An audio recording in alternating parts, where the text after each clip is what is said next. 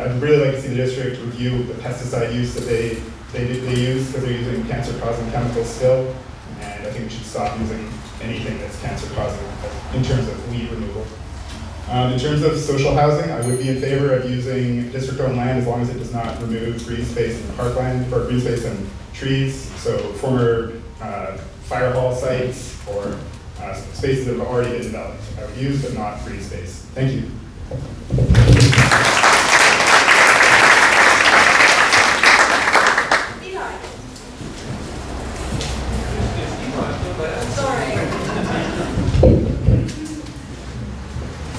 Kind of scary because I recognize half the faces here, and the other half probably know my mom, who's lurking at the back right now. My name's Ellison Mel, and I'm so excited to be here in my home neighborhood speaking to all of you today. To answer the prompts, first regarding environment and sustainability, the DMV has done some amazing work already in creating a sustainable community, but more always needs to be done. This does not have to mean increased costs or expensive projects, though. A healthy environment should be seen as a happy byproduct to a well-planned community. Walkable communities and complete town centers are essential. Stronger transit options, both active and public, are needed, and especially for routes within the North Shore, not just crossing the bridges. I could go on, but only 90 seconds, and I have another prompt. For using municipal-owned land for affordable housing, I do support it as a subsidy for affordable and social housing. We need to have a very explicit definition of affordability, and it can't just be below market. Personally, I want to see the definition of affordable housing tied to the minimum wage, which will help workers and businesses thrive. I have a very detailed plan for addressing our housing woes, created from my experience on the district housing task force. I do not have time to go into all of that right now, but hopefully some questions come up and I can answer them.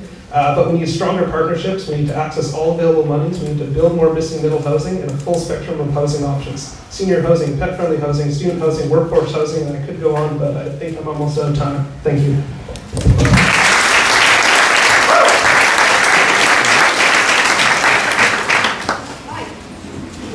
Maybe we should go forward just a little.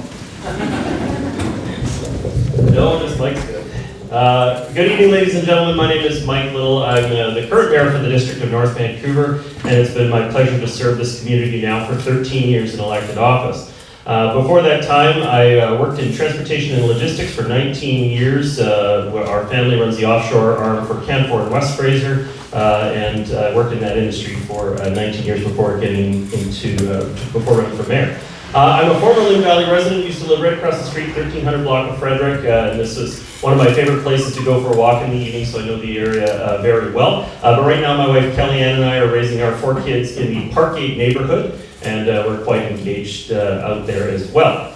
The prompts today are on sustainability. I've used my vote on many occasions to advance sustainability initiatives in this community. Specifically, the District of North Vancouver has been pursuing carbon neutrality amongst all of our facilities, including our rec facilities and library facilities, and I've been supporting that process. One of the concrete steps I think we can take in this next term is to extend our electrical network into our park spaces and to some other areas so that we both have the ability to charge cars in electric spaces, and also help the film industry. The film industry is bringing in gas-guzzling generators into our park to be able to perform their operations. We should be able to provide electrical support so that they can run those in a carbon-neutral way. Once again, my name is Mike Little. I'm running for the district. I think I have one more prompt, if I got 10 more seconds. Yes, I have supported using district land to support it, but I'm after deep dive social and affordable housing.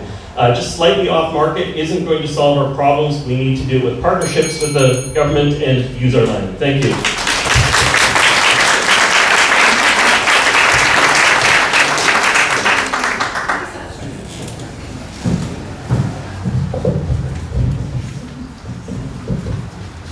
I'm Lisa Muri. I grew up in Deep Cove and I have 26 years of experience on council. With only one exception, council has approved every development application submitted in the last 10 years, and it is more expensive than ever to live here. Today we have thousands of units built, waiting, or being built in the district. The interchange has relieved some internal congestion, but as build-out continues in the city and the district, it will fail. Mayor Mike Little is working hard to secure rapid transit to the North Shore, but we are competing for senior government funding, and as the door to the sea to sky and island, we continue to face daily gridlock on Highway 1. There are a lot of sirens, but not enough doctors, nurses, or paramedics, and our healthcare system is broken. This is a balancing act, and right now we are lopsided. Housing has become a commodity. Only increased interest rates has slowed the market, with housing affordability and rental rates still out of reach for many. The concept of supply and demand for lower prices is a myth. Inflation is skyrocketing, and the region has more cars than ever on the road. Our current OCP has not followed the plan. We rezoned industrial land and parkland for housing, displaced residents and older affordable housing, which we should have protected, and ignored the need to include services to sustain these denser communities. We need to go back to the plan. As we build, land value rises. It is the biggest impediment to affordable housing, and we need assessment and tax reform. Social housing, purpose-built rental, and co-ops need to be the focus, and the district, as it always has used our land to contribute to that problem. We need to slow down, take care of what's important, our environment, quality of life, children, and our livability.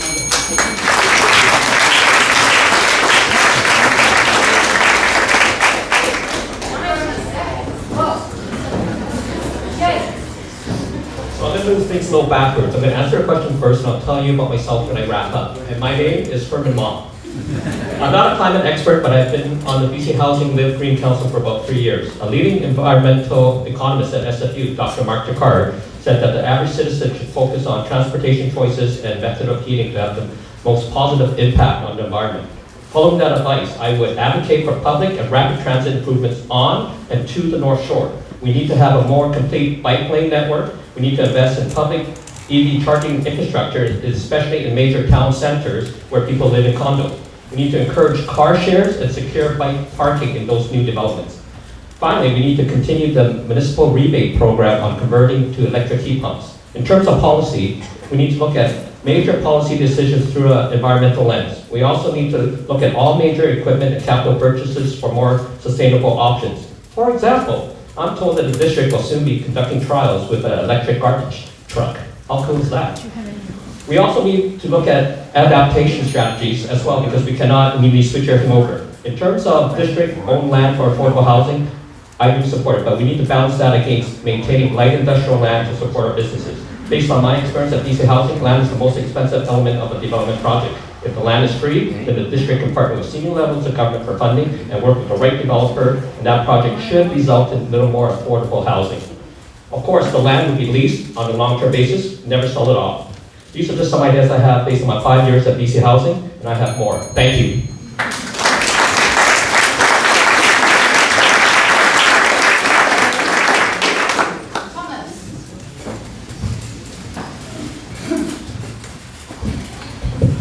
My neighbors. My name is Thomas Totil. I'm a regulated immigration consultant and hold a PhD in public law. Answer question 1. Sustainable peace and comfort of our community by installing EV stations for charging electric and plug-in hybrid vehicles will require more and more as we transition to electric cars. I would work to facilitate the transition by increasing their number throughout the district, supporting sustainable goals and providing a solution to the rising cost of the fuel and its dimension supply. Our community needs an active and intelligent public transportation system. Vehicles of normal noises should be confiscated. Our residents' problems with finding parking spots must be solved. I will begin with actions such as lowering property taxes to affordable housing issues, increasing the number of EV stations throughout the district to facilitate sustainable, ensuring realistic preparation for climate change and meeting the needs of my community as they arise. Question 2. Yes, I do support. Affordable housing must be changed from work to action. Property tax increase should be avoided at this time. We should invite small and medium-sized developers to build row homes, duplex and townhouse in our community. The affordable housing issues require study and communication with the provincial and federal government to allocate a budget to build rental condos with reservable rate and pre-sale condos by the provincial and federal government for the middle class. Thank you.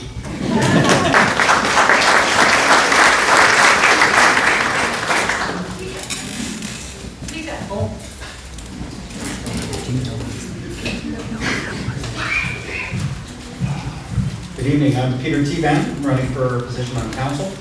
The first thing I want to explain to you, I've been kind of applying for this job for 5 straight years by attending pretty much every single council meeting and workshop, reading all the reports and making recommendations on select policies all along the way. I'm also the Vice President of the NDCAN Community Association Network, Vice Chair of the Seymour Community Association.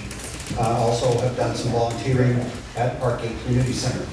On the first question of sustainability, I think for me, sustainability means things that work.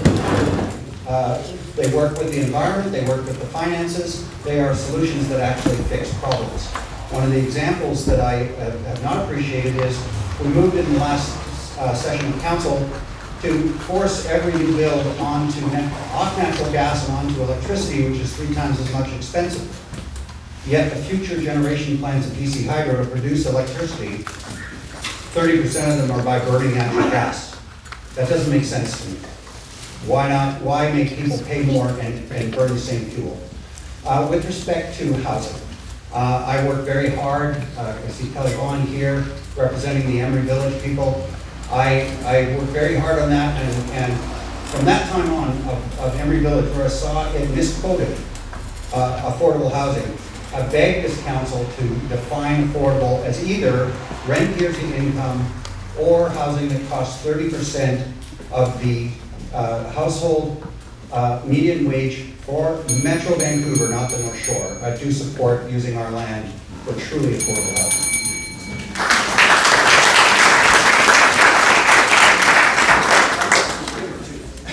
Okay, so there was actually a tie for the top 2 questions, so I'm going to ask the third one because I didn't want to So, the next question, this came in so many different ways through the responses that we got from you all.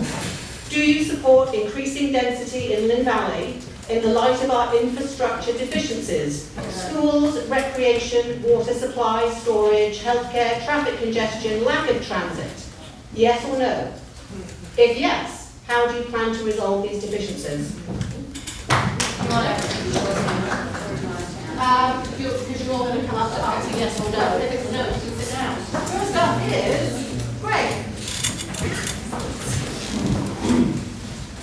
Yes, I do, and that is because I'm actually holding a regional breakdown of GBRD showing the deficiency of housing in this area is going to be 54,000 households. There is no choice. We really have no choice. These people need a place to live and we must provide. I'll go back to my original sort of suggestion that we have to take a look at how we rezone, and we should bring the power back to us as single-family home dwellers in the cases where we are, to rezone and reconfigure our property so that we can absorb these people and address what David Eby has already announced. In other words, let's bring the power back to us. And so far as infrastructure, that will follow. And if we want more buses, we need more people. There's just no choice. TransLink is not going to give us more buses if we simply don't have the population. And when we rezone, we can certainly adjust taxes, and it won't be disproportionately high, but it will increase the revenues back to the district to be able to improve our services. And of course, anybody who's been living in their residence for 10 years and does live there is protected against any other property increase, tax increases. Thank you. My name is Greg.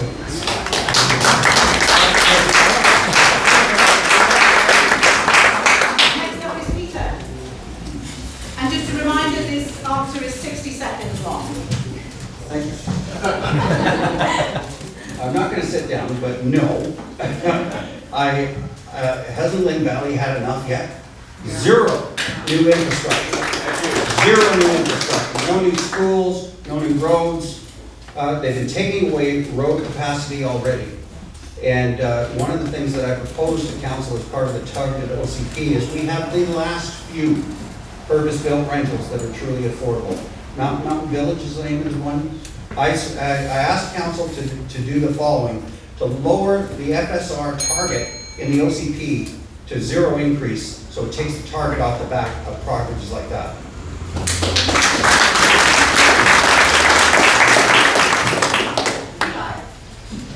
Alison, sorry.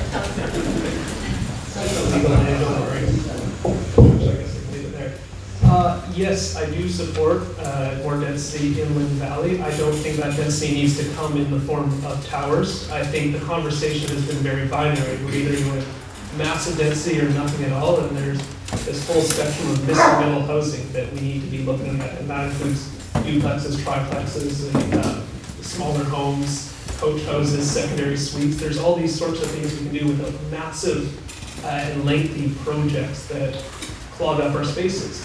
In terms of dealing with the infrastructure, we are going to have a new bus rapid transit line connecting Lynn Valley down through the Quay, or no, down on 15th across the Lionsgate Bridge, and we actually are going to have some pretty good transit there. But we also have to zone for things like healthcare. We need to do more to foster a better spectrum of businesses in Lynn Valley. An interesting thing when I was door knocking, a lot of people spoke about the lack of food options for going out for restaurants here. We need to do something to fix that. I see it's popular, yeah. So there's things we need to do, and it's about gentle densification. Thank you.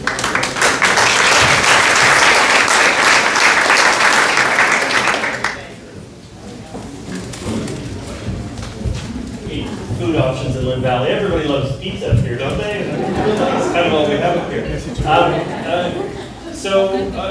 hard to answer this as a yes or no. The reality is that sometimes it is beneficial to support a development to extract particular benefits from a community. The benefits I'm going after are deep dive social and affordable housing in this community, housing for persons with disabilities and their caregivers, because we are absolutely deficient in providing those kinds of things in our community. But it has to come alongside with infrastructure improvements. I'm on TransLink's board. I'm on the finance committee for TransLink. We have already put in the 10-year plan, it's been approved by the region, to have a rapid bus right up to Lynn Valley. What that means is 19 hours a day, there will be a bus at Lynn Valley Town Center every 8 minutes. And so you will be able to have fast and reliable transit from the town center into those areas. I'm still a modest growth guy, but I also did want to say, that we don't need autocrats up here. The plan may call for something, but you still have to use the judgment to decide whether something is still performing an adequate service in the community or whether it needs to be redeveloped. You don't have to redevelop everything.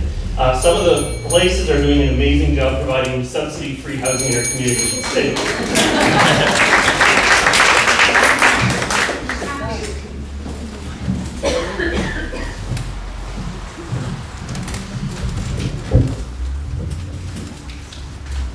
You are a much more difficult taskmaster than the last ACM, which is great. You're keeping us all on time.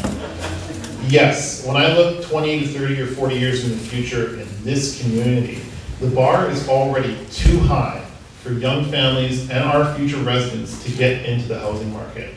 If you are a couple on the median income, even if you earn $200,000 a year, you need $1.5 million in the bank to get a detached home. So we need housing options across the spectrum to make sure our kids and future generations have the same opportunities that we did here in this community, to stay in this community, and even as people age and find that their homes no longer suit their circumstances, we want people to be able to downsize into townhomes if they like, and apartments if they like, to stay in this community, stay connected to the residents, and their friends, and all the networks here. I think Eli mentioned it great. We need to fulfill the vision of this as a vibrant town center with tons more options for restaurants and other services, and I would support that.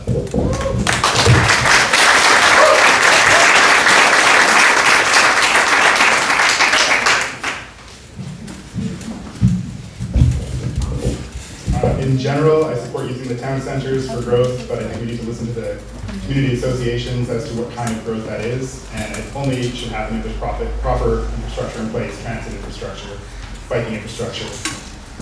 In terms of what we get from developers, I think we need to be hard and make sure we are getting community benefits such as rent-to-own programs, affordable housing, and rental units.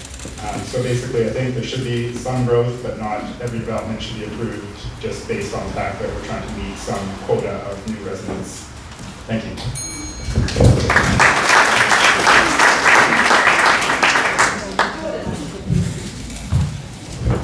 So yes, I would support more density in our town centers, but it has to be the right kind of form. I do remember back in the day when, before the Boza development had gone in at Lynn Valley Center, and there were those meetings and the old Zellers, they were proposing towers. And over time, they came up with a design and form that works really well. And I think in speaking to the residents there now, they're very happy. But I think any new density that we introduce there needs to come with the services.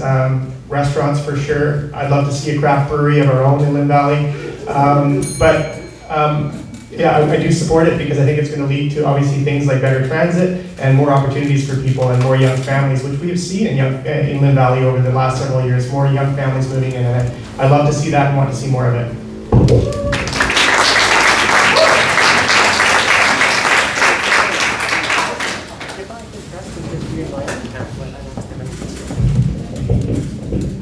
So yes, as I mentioned in my opening, I grew up in this community. When my family moved here 19 years ago, our whole block was new young families that had just moved in there. I had kids on the whole block. Now, all of those kids have grown up, moved away. All the same people are living there. For me, it comes down to one simple fact. Who do we want to be living in this community, and do we have the housing that they need to live here? I want young families to be able to live here. I want seniors to be able to live here, not in the unacceptable conditions they are currently in Silver Lynn. I want teachers to be able to live here. I want nurses to be able to live here. I want all of the workers at Lynn Valley Center to be able to live here, not be forced to commute. The simple fact is, right now, the housing does not exist for that to happen. And we need more housing diversity across this entire community for that to happen. We need to be allowing and incentivizing coach houses, secondary suites, duplexes, triplexes across the community. That is more density, it's not towers. We also do need to be increasing density around our town center, and I would say we have had some improvements in structure. We have a much better library than when I moved here. We have better bus service than when we moved here. We need more along with that as well.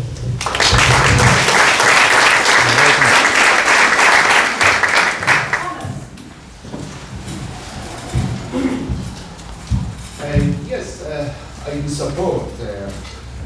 Two matters is very important. We have to mention, we have to pay attention to. One of them is growth does not stop, so we should help each other to stay on the right path going forward. Now is the time to band together as a community like never before and network with ideas, technology, and actions. Make and support fair and just laws, volunteer help, and share. Our green spaces must be protected and need to be a ban on the tree cutting. And we have to invite a small developer and contractor to build a small home instead of high rises. Thank you.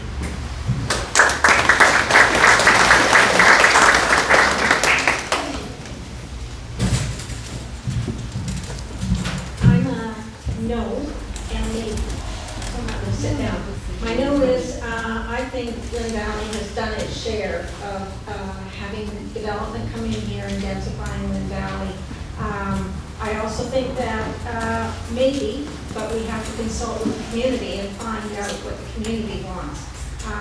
27th Street, when I've lived here for over 40 years in Lynn Valley, and 27th Street is not the street I remember. I also think that we need to supply housing code for people that live and work here. That's very important, and it needs to be supportive housing, rental housing, and employment housing. I think I already said that. So I'm a no, but with consultation with the community, maybe. Thank you.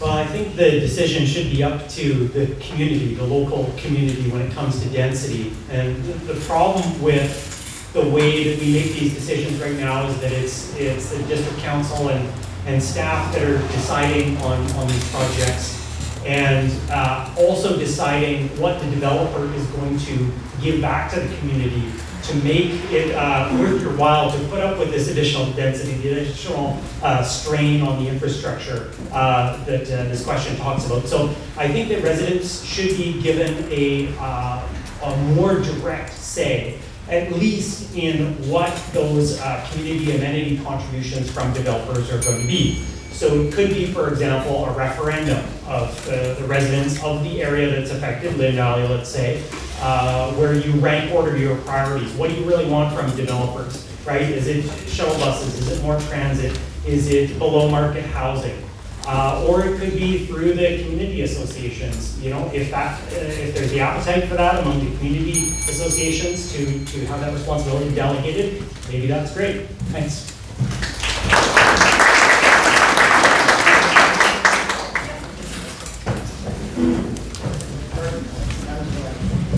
Well, the correct answer is no. I do not support additional density in Lynn Valley until there's improvements in transportation infrastructure. For heaven's sakes, it's the largest concern of so many people that I've spoken to in Lynn Valley, the inability to get around. Where do we get the idea that we can just increase population willy-nilly without a sustained program of infrastructure supports behind it? And I'll use the rest of my time to talk a little bit about questions that I didn't get to in my opening. With respect to district-owned land, yes, I brought a motion in 2014 calling for the use of district-owned land to create affordable housing. We're now on that program. I would also like to see consolidation of district lands that are not suitable for social housing or for affordable housing, so that we can create funds and then use that to buy affordable housing sites near transit, where we have transportation, not in places that are bottlenecks for transportation. Thank you very much.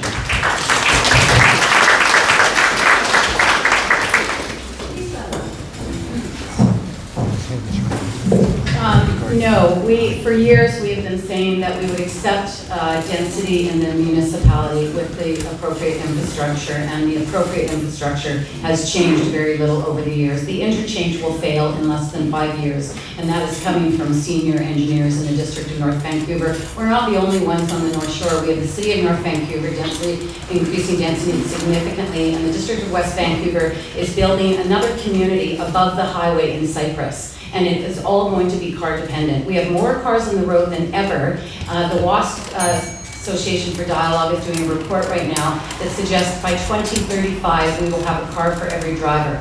The 21 census showed that the district permitted occupied 4,600 units, but our population only grew by 2,000.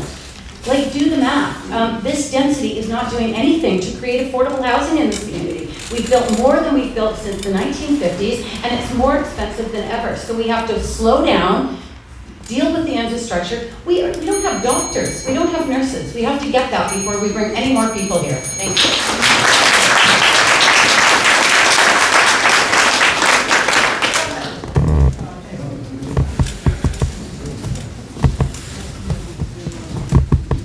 My answer is generally yes, have density in the town centers, but we need to do it concurrently, work with TransLink and other partners to improve public and rapid transit to and on the North Shore.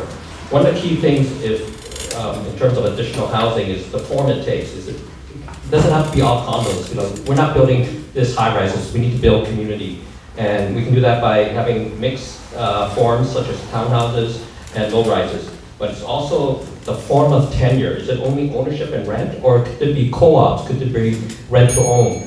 And in terms of purpose, is it supportive housing? Is it for seniors?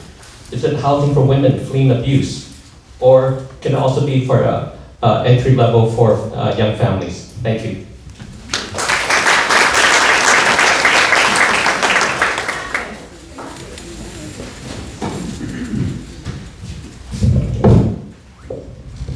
Here thinks we have a housing crisis? Hands up. Do we have a housing crisis? Do we? No. Yes, we do, folks. I hate to say it, but we're so far behind on building housing for our seniors, for our kids, and for all kinds of young families and people that work here and live here. We've got to start. We absolutely have to start. Yes, it has to be done in consultation with the community, critical. Yes, it has to be done in conjunction with transit.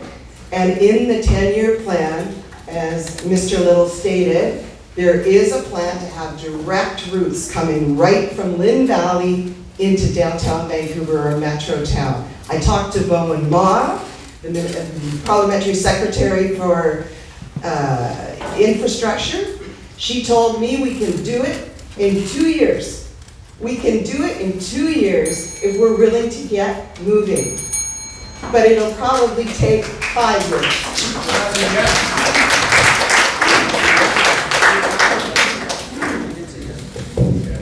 I'm asking Kelly to pick a question. And first up to answer this question will be Trey. There you are. And the question is, with more density, more residents, and more visitors, we need more parks. Do you support and have a plan for more parks and visitor parking? Thank you, it's a very good question. As we all know, North Vancouver District has beautiful parks and they're used by all the outlying communities. I think we do need to expand our park system. There's areas in the district which people think probably are protected, but they're not. So I think we need to do an inventory and make sure we are putting aside new space for park space with trails, accessible trails. I think it's just important that we as a community see these for the value they offer. And as far as paid parking in parks, I mean, you look at Panorama Park and Deep Cove, paid parking there may help alleviate some of the pressure on the community from outside traffic. So I would be in favor of looking at it in somewhere like that. Thank you.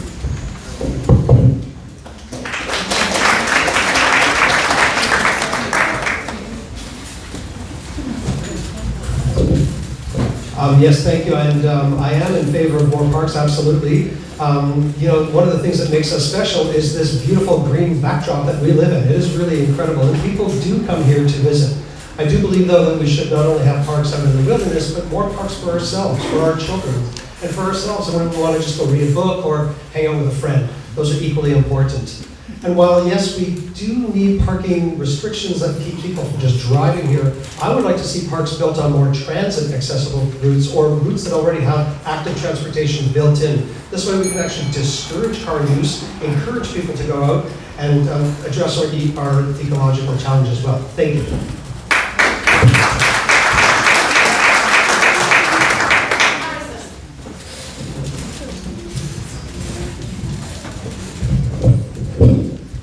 Yes, absolutely. This is why my family moved here. I think this is why so many people moved to this community, is because of the incredible nature and green space we have. It was truly an honor to have grown up in such an incredible place. In terms of parking at these parks and improving the infrastructure there, the important thing is to get people out of cars, and right now we are not encouraging that. I can say as someone who takes the 210 bus down to Fibs Exchange on summer weekends, there is a long lineup of Fibs Exchange every time, and people who do not get on the bus. They are visitors who have come to this community, and if you end up waiting at Fibs Exchange for an hour to get a bus home, the next time you're going to choose to drive. And that is what is resulting in more cars in areas like Lynn Headwaters, like Deep Cove. We need better public transit and active transportation infrastructure for the people who are coming here to experience this amazing community are not taking their cars and not clogging up our local communities. Thank you.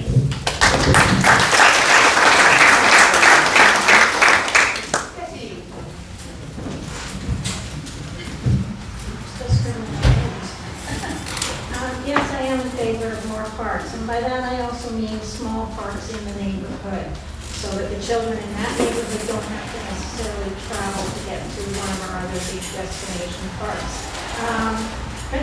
We become the backyard for Metro Vancouver, and so one way to maintain our parks is put in paid parking for non-residents. And it would be a very minor charge to the residents, that maybe a $10 pass to all parks, because that money would then go back into maintaining and keeping those parks. Parks are needed for mental wellness also, for people who are living down in Sealand and Lions Gate, and they're in the high towers. Mental wellness is very important, and park space is what is needed for them. Some people can only use cars, and transit isn't good enough in all areas of our district. And so the medically challenged, the elderly, or people with large families, they need to be able to take cars to a destination within our district. Thank you.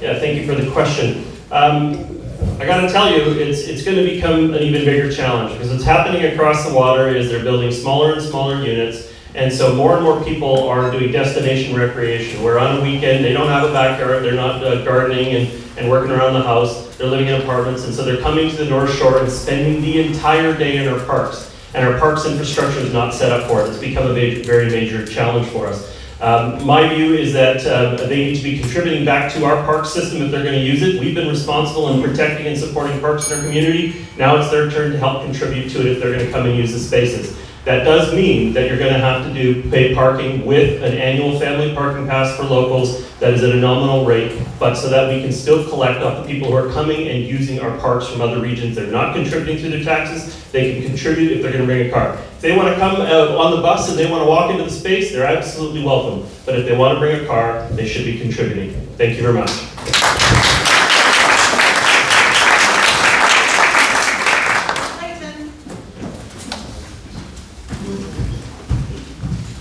You were going to put me after there a little because I really like his idea of user fees as a way to address this parking issue. In my neighborhood, top of Riverside Drive, so that's kind of like the gateway to the Baden-Powell, a whole bunch of other great trails around there. And so what the district has done in this area is it's resident-only parking from April to September, even including the small little municipal park, Eliza Kuhner Park. All the way around this little park is all resident-only parking. So I think this is not the right way to go about it. I think we need to find a way to give locals access to parking near the trails because people are going to drive. It's just a reality. And yes, if there are people coming from other municipalities to use our parks, sure, a user pass system or pay parking, something like that to recover those costs is a great idea. Thanks.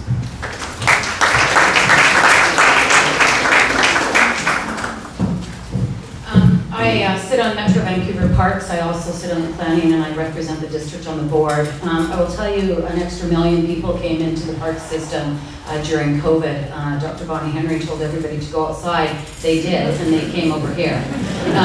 Our parks and our trails, they are in rough shape. We have 65 job postings right now in the district of North Vancouver. BC Housing has 100. We are moving people from parks to streets and back and forth.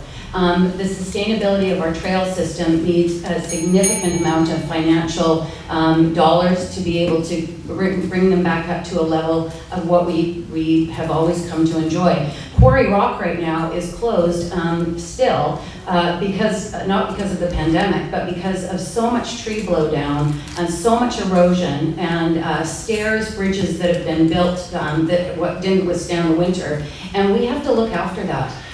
So before we build more parks, and I think we have more parks than anybody in the region, any municipality in the region, we have to look after what we have. Thank you.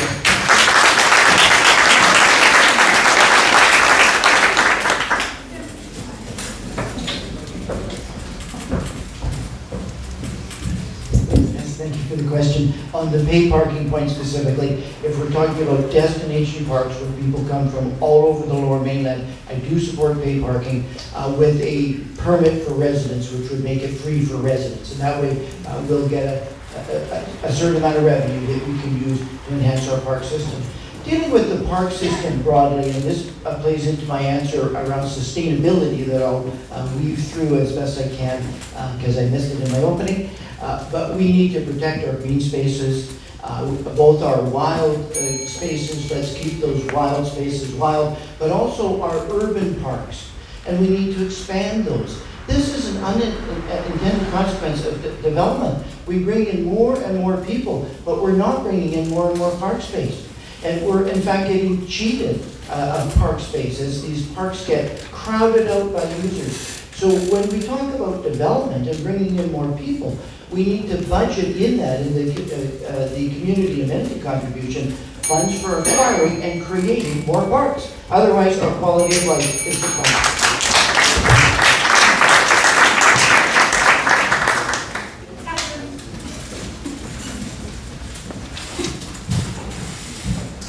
Yes, absolutely, we need more parks. I pretty much agree with that completely. And I think that a lot of these ideas are good, and we should be exploring many of them. I don't have much else to add because there's been so many great ideas presented.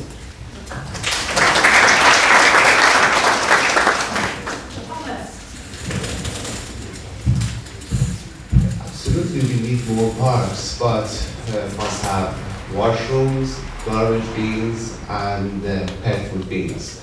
There's a couple of garbage bins in the Lynn Valley Plaza, and there's a sticker, no pet waste. So you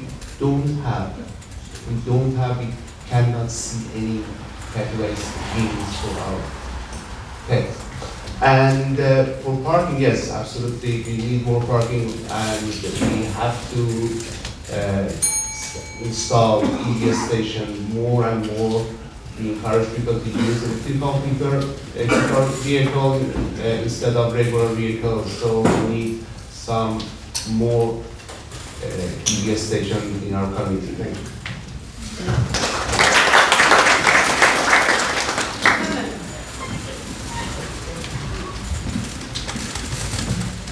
My focus during this campaign is family and community, and parks are an essential part of that. The best we can, we need to manage the people who are coming here. You know, we could, I think Mayor Mike said, we now have about 12 rangers on staff, and that's great, because that should be paid for by the parking fees. Potentially, you know, these parks, if there's rangers there, well, maybe we have certain days and times just for locals, right? Just, you guys paid for it, you might as well have the benefit of using it. We definitely also need to work with TransLink on transit and shuttles, especially on weekends and peak times. And in terms of parks, we also need dog parks, because there's a lot of dog owners on the North Shore. Thank you.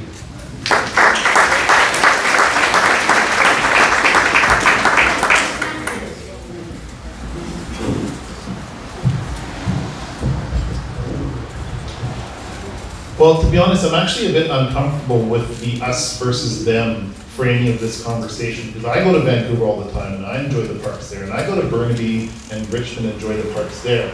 It's our responsibility in the region to take care of each other, not to be us versus them.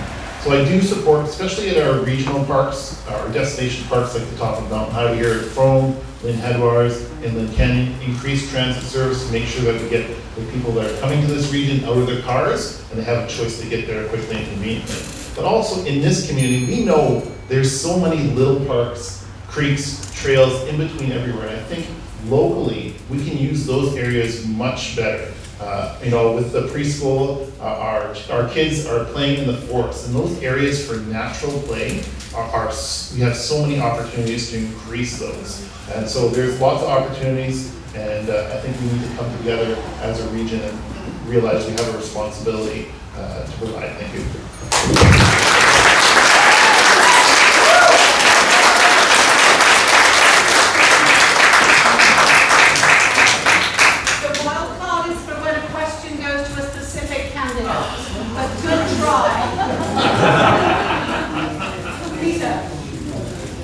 And I appreciate the brevity, and you guys doing a great job with the time.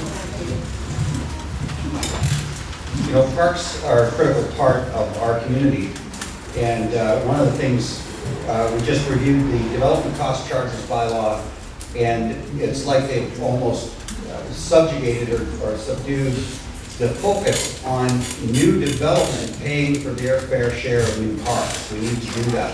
If you take a look around Metro Vancouver, all of the places that love high density, all of the citizens from those places end up on the Ironworkers Bridge every Saturday morning, and it's busier heading northbound on a weekend day than it is on any day of the week going the other way. We need to get Metro to build more parks around.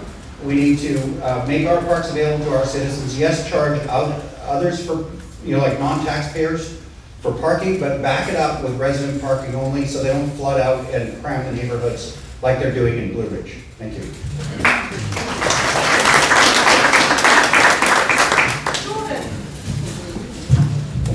Thank you. I do appreciate Mr. Vaughn for reframing us versus them a little bit, because I know a lot of small businesses that were very appreciative of those 1 million people that were coming over and visiting our parks and spending money in our community. There was a real positive with that. I think we need to look at our parks across the community, because many of them are aging and they need to be refreshed, whether it be aging washroom facilities, some that may not have change tables, which I've experienced recently.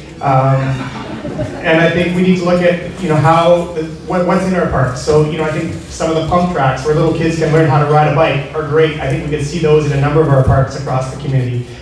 In some of our town centers like Lynn Valley, and I want to thank all the people who joined me for a dog walk the other day, they desperately want an off-leash dog park in Lynn Valley. So I think we need to look at new parks, yes, but also refreshing all of our aging park facilities.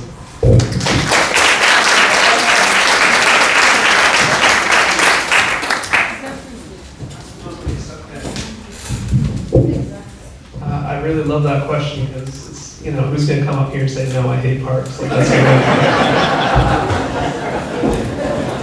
But I think I'd like to echo something that Councillor Back and Councillor Miri both said. We have to look at our existing park infrastructure and bring it up to snuff. We're falling behind on a lot of maintenance of our parks. A lot of our trails, when they close for way too long because of damages, and we just can't get to all of it. Regarding parking, paid parking is one good way of engineering things so that residents have more access to it. But I think we also have to look at all our destination parks, more availability of handicapped spaces so that people who have to drive or are mobility impaired can actually access our parks. I've spoken to way too many people who can't get access to Kate's Park or Deep Cove or any of our local parks on the weekend. They have a handicap pass, and I think that's a little unacceptable. Thank you.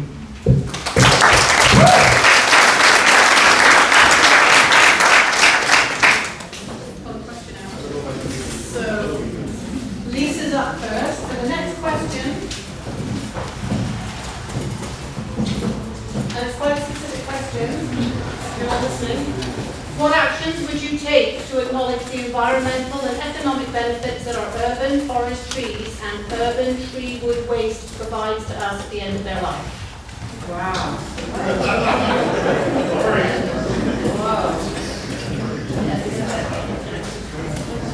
Well, I was involved with, there's people in this room, Eric Anderson in the back is one of them, in 1996, where 15,000 people on a written petition signed a notice to the district council of the day and said we don't want housing on the lower slopes of Mount Seymour. We had biking trails and hiking trails, and the OCP at the time said that land should be used for urban reserves, so more subdivisions in Seymour. Most of the land in the district that's accessible is in Seymour. And so we, in 6 weeks, got 15,000 people to sign that petition, and that land was rezoned shortly after to park. And it was for everybody. It was for the lower mainland, the community. And so I guess that was my acknowledging the environment and the trees and our forests by protecting it and by standing up for it instead of allowing it to be developed into sprawl. I will tell you, the region is sprawling, and it's something that we should all be very concerned about. Thank you.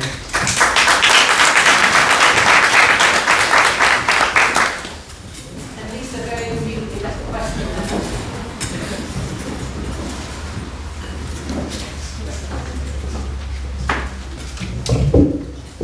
Thank you very much.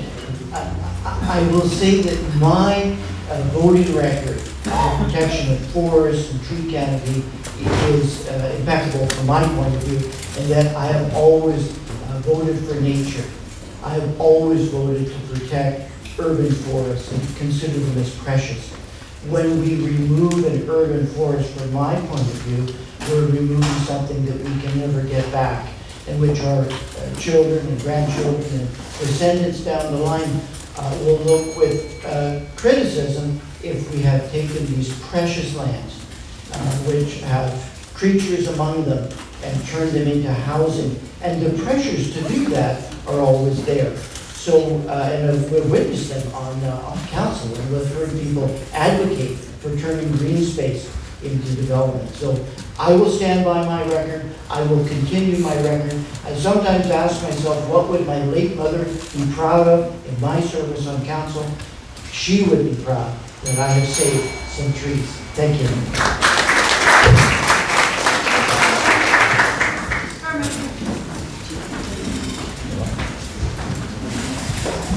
I'm going to be up front. This is a question that I'm not that familiar with, but in general, trees are a big part of what we love about the district.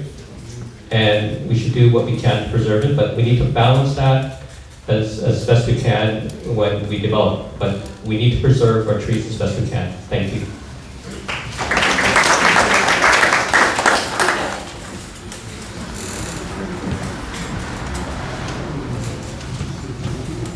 I just want to read the second part, because I don't think anybody's answered the second part. Talks about urban tree wood waste. And I think this is an area, now I'm no expert on tree wood waste. First of all, I've stood against cutting down trees.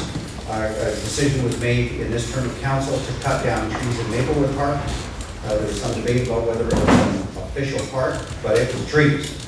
And it's getting cut down for housing when we had other spaces available. I don't support that. If we do have to cut down trees, I know in my area, in Seymour, we have a significant amount of blowdown, so I don't want to see all that wood go to waste. It should be used for community purposes, and that's what I leave it.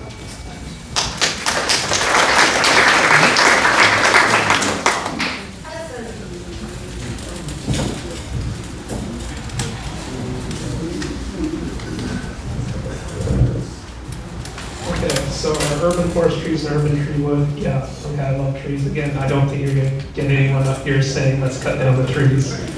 Okay. So to answer the second question, I think I know what it's getting at. If there's someone here from the Stream Keepers or the Salmon Society, and that is using old trees as breakwaters to restore estuaries. The North Shore Stream Keepers do that, where they have to lug old trees and they like it with the roots included. And it provides breakwaters for the salmon to go up the Seymour River. And I think that's what this is talking about, because the stream keepers, it's very expensive for them to move these trees, and they need some more support for greater habitat restoration along the industrial lands there by the mud flats. So yes, I would support that work, and I would love to see more habitat restoration overall in the district of North Vancouver. Thank you.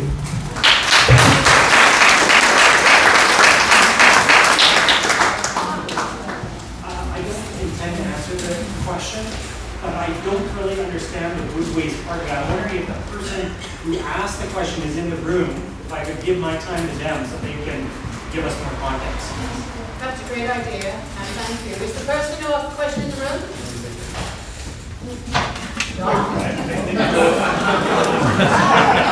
Typical question of the evening. He's not here, or she is not here. Why not? But that was very memorable. Thank you. Yeah, thank you very much. I think I know what they're talking about. There's a charitable organization that's based on Kilmarnock, the best little street in Lynn Valley, and that repurposes wood waste in our community. And so when we have blowdown in the parks, you can identify that that wood waste is going to go to an artist project, it's going to some other thing. I see another Kilmarnock resident in the back there, fantastic, Linda. So that's what they're talking about there, repurposing blowdown so that it gets used for public art, for something like was suggested on rebuilding estuaries, some other functional purpose in the community, rather than just slowly becoming biomass in the forest.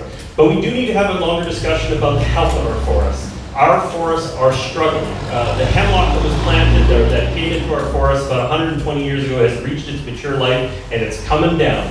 They last between 80 to 120 years, and they are running out of time. And so what that's going to do is it's going to make it so that we have to do fuel management programs in our community. And nobody likes to hear a chainsaw in their forest, but it is the highest risk to forest fire in our community.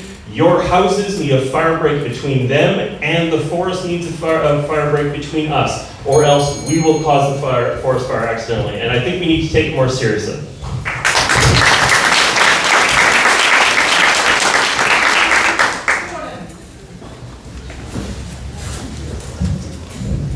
So yeah, I wondered if it was the gentleman from Kilmarnock that we heard from just recently at council. I thought that was really interesting, the work that he's doing there, and I certainly support it.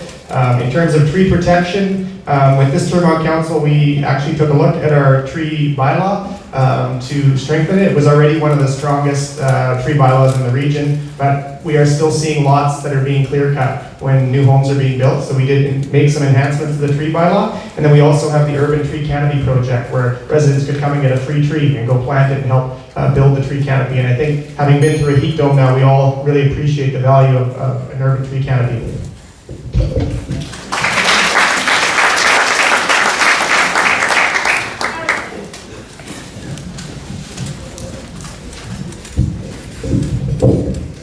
I actually wanted to build off something that Councillor Bass just mentioned, which is the critical role that trees play in the health of our communities. During the heat wave in Vancouver last year, they had data from the neighborhoods in Kitsilano, Shaughnessy, where they have the massive urban forest, trees and shade in all the communities, comparing that to the downtown east side. And there was a difference of 10 to 15 degrees in the temperature between those neighborhoods. During the heat wave, which we're going to be experiencing more often, that can be the difference between life and death, 10, 15 degrees. So we need to be protecting our urban forests. We need to be planting more trees so that we have more of those urban forests as the impacts of the climate crisis are increasing. And in terms of the trees that we do need to cut down, I love, like mass timber is a critical thing to explore. And there are also a lot of places in our parks, I think, that trees that we're cutting down can be used to improve the infrastructure of our trails and our parks. Thank you.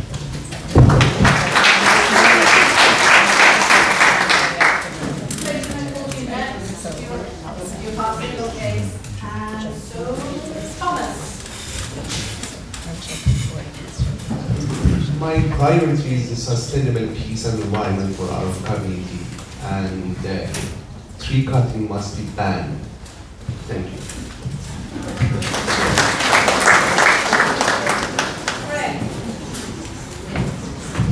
Thanks. I'll try and answer the question, although it's outside the ring of my knowledge. You know, my mom lives on a large acreage out east. It's 155 acres and it's full of trees. And she used to harvest them, but then she stopped because it just wasn't really worth her time. But what she did was actually rent out her barn to an individual who takes that wood waste, which is fallen trees for the most part, and he's actually created a light industry out of it. He produces cabinets, tables, finishings, trim, you name it. And so if we can perhaps take this wood waste that we're coming across and need to deal with, there are opportunities to use it for either light industrial or educational purposes on any scale, small, medium, or large. I also want to stand up for the trees as well, as much as I possibly can, and say that they are critical to the North Shore and actually the world at large. They provide a home for owls, they provide a home for birds, they give us shade, they keep us cool, and we need to keep our tree bylaws strong. Thank you.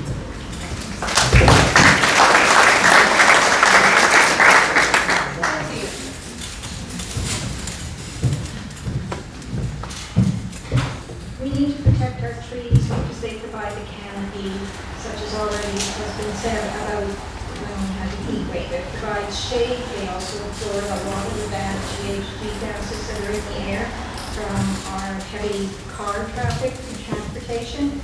I oppose cutting down trees. The district has a tree replacement plan that for every tree that is taken down, you can get 3 free trees. And the idea behind that is they will give you native trees that will survive longer and are native to our area. But the problem with that is it'll take you 50, 100, 150 years to get the size tree that you just lost. I fully support repurposing wood waste because this will help with urban build control. And I also oppose the clear cutting of lots when development goes in to try and build homes. And so we tightened up our bylaws so that there's more control by the district as to what actually you can't just go in the lot as easily anymore. And the wildlife that we enjoy so much in the district, they need those homes as well.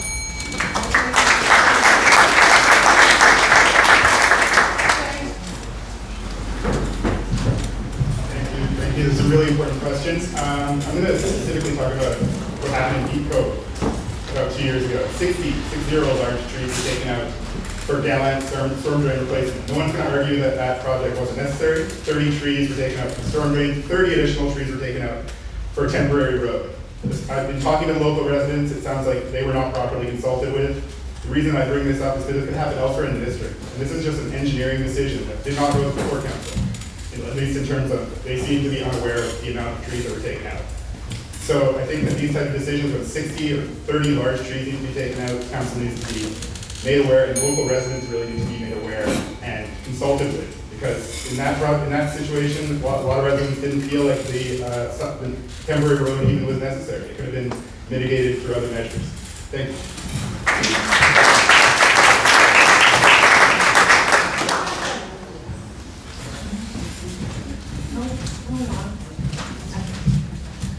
I'm thinking of the community that rallied around the old cedar tree in the city of North Van. And I was so happy to see it because it really put developers on notice that this is what the community wants, that we value our trees surrounding us. And when there's new developments going up, we have to ensure and take a close eye and monitor and make deals with the developers to keep those trees. They're essential to decarbonizing the environment.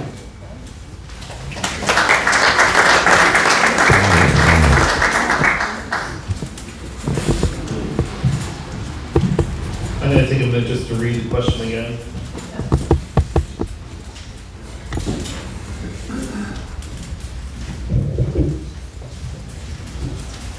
So to address this second point of the question, I think we need a placeholder in our permit process for tree removal that connects the removal of those trees to nonprofit organizations. I know the Tsleil-Waututh Nation at the Maplewood Mudflats has space for cultural trees and for wood storage there. They also have the long-term program to plant, as part of the federal government's program to plant 1 million trees. In the district, they have the nursery there. And so I think there's a lot of opportunities working with Tsleil-Waututh there. One of the challenges with tree removal, and many have mentioned the district's bylaw has been recently reviewed, is we run into case law around private property rights. So I've advocated for the district to take a stronger role in our urban tree canopy on district lands, on streets and boulevards, so that the district can manage those important ecosystem benefits that come with a healthy tree canopy. So I'd like to see that move forward, and I'll leave my time.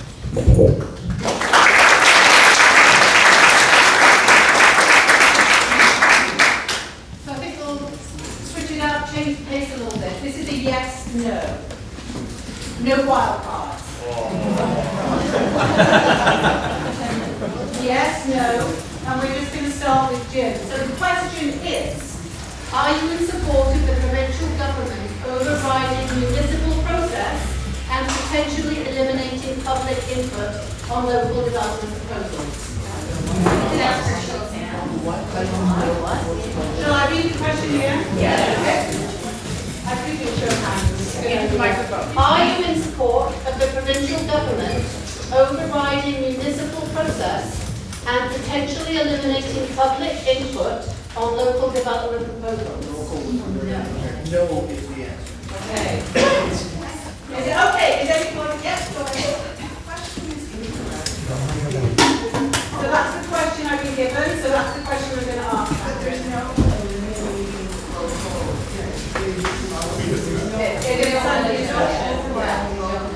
it's potentially. So potentially, if the provincial government moves forward with what has been suggested, are you in favour? No.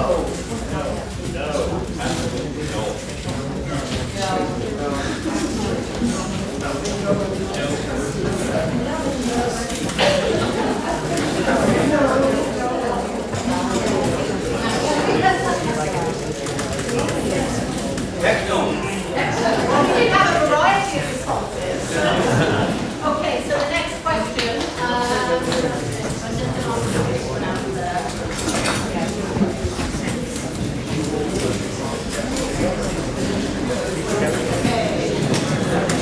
Oh my goodness, it's a traffic one. There's a shop. And the first person is going to be Matt. The question is, how come congestion in Lynn Valley has increased despite the huge investment in the new highway local connected interchange at Lockwood Hill? Several people asked that because I can tell you it's way worse than me driving around since that was completed. And I know I've had this conversation with Mike, and said it to you, it's way worse for Lynn Valley.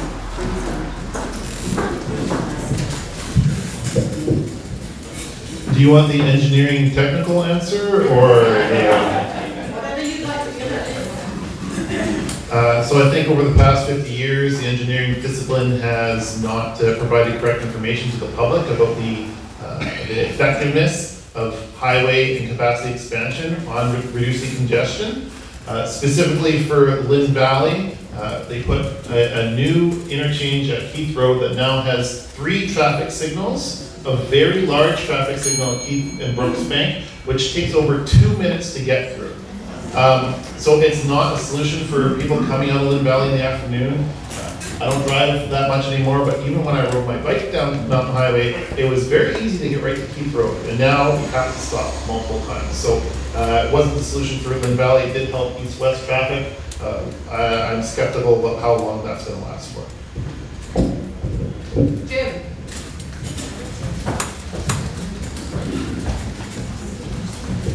Well, in Lynn Valley and across the district, we have a core problem. We're adding cars, more and more cars, and we're not adding road infrastructure.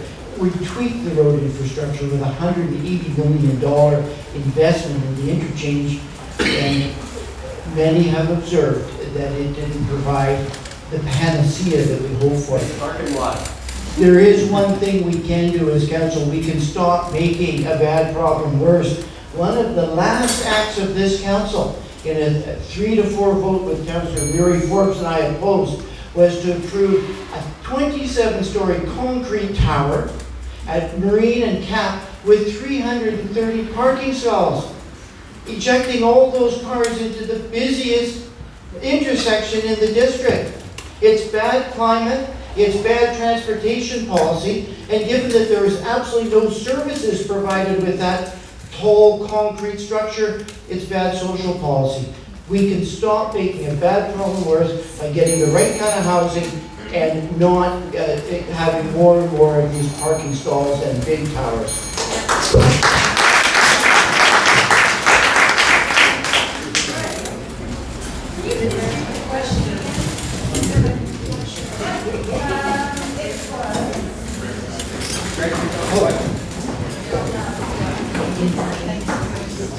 Oh, all right. Is this going to eat into like 10 seconds? Why has congestion in Lynn Valley increased despite the huge investment in the new highway local connector project at the bottom of the hill?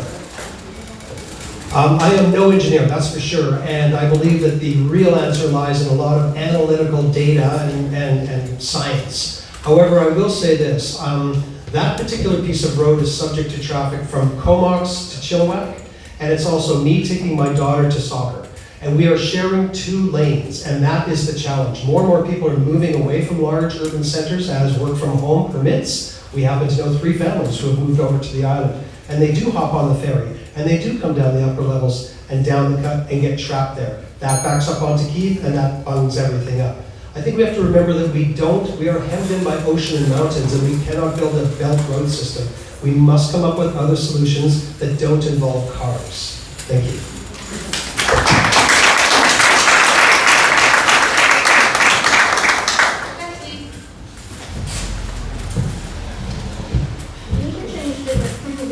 Improve anything because it took too long to get here. And in the meantime, all the other metro areas, their growth increased and their traffic uses our highway to get to the ferries, to get to the sea to sky. And so we have metro traffic that is tying up our local use of that as well. The highway, there's too many lights for Lynn Valley to get out. There's too many lights there, they're not timed properly, and we shift that intersection right on Keith Road is owned by the city, and so we need to coordinate better with the city, the timing of those lights that allow the district to actually get out of here. The positive thing that happens is that people in Seymour now have a better chance of getting out of Seymour. Yeah. But in the long run, it comes down to the fact that it's a metro used highway. Thank you.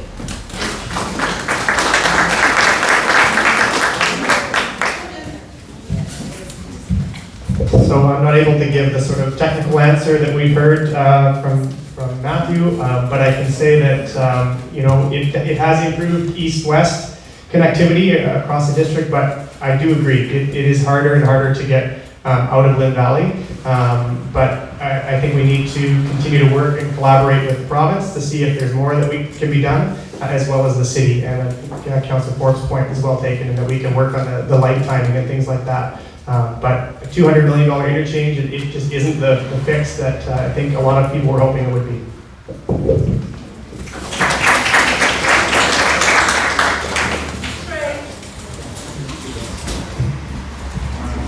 also not an engineer, but I think we can all see the fundamentally flawed design of the Bottom Mountain Highway.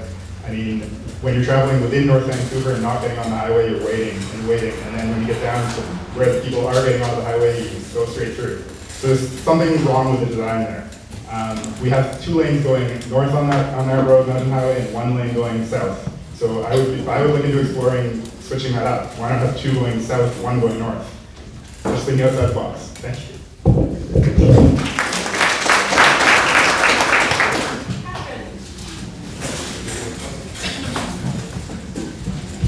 So I think, Matthew, you said there's 3 lights before you get on Keith Road. But I think when I take my daughter to soccer from where I live, which is in Westview, over to the Windsor, I think it's like 5 or 6 lights that we go through. So just like everyone else has said, it's horrible, it's ridiculous. I really don't understand why $200 million is spent and nobody's happy. Like, how is that even possible? And I don't have the solutions for that, except to monitor decisions and plan better. Thank you.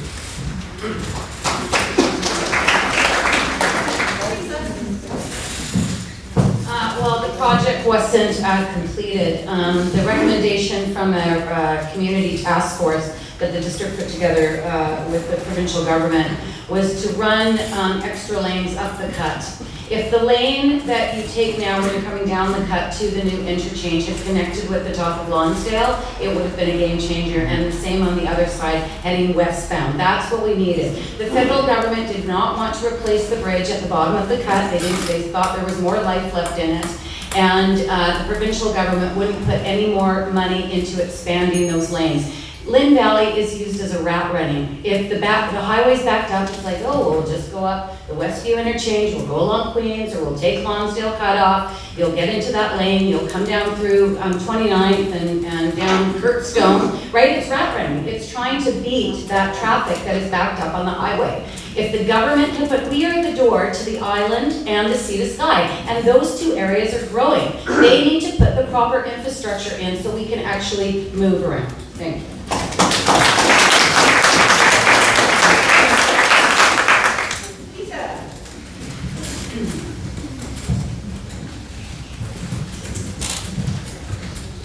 Thank you. I'm not sure that the province had any expectation that that interchange would solve our problems. The bottom line is we know that we have congestion around the bridgeheads between the Seymour entrances to the bridge, the highway, Main Street and everything. There's 10 lanes of roads all cramming in the 3 lanes of bridge.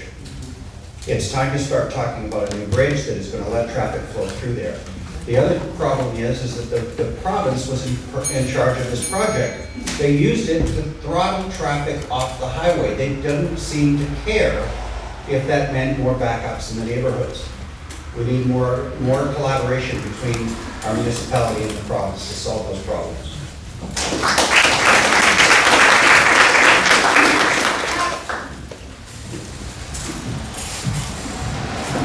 I think the project did exactly what it was designed to do, which is to get rid of 3 of the top 10 crash locations in the region, and which had incredibly hard clearance times.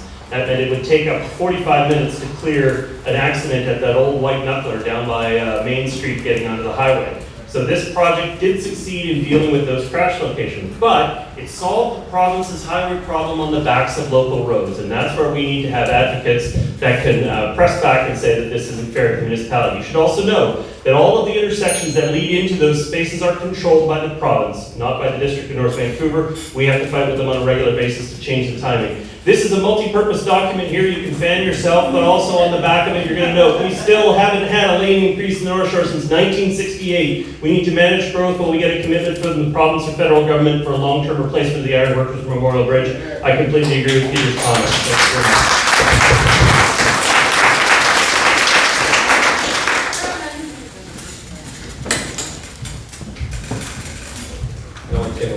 I really don't have much more to add other than we have issues with housing, but to me, The number one issue is traffic, and I support Mike and what he's trying to do with working with partners at Translate to address the shortcomings and to get more public and rapid transit on the North Shore. Thank you.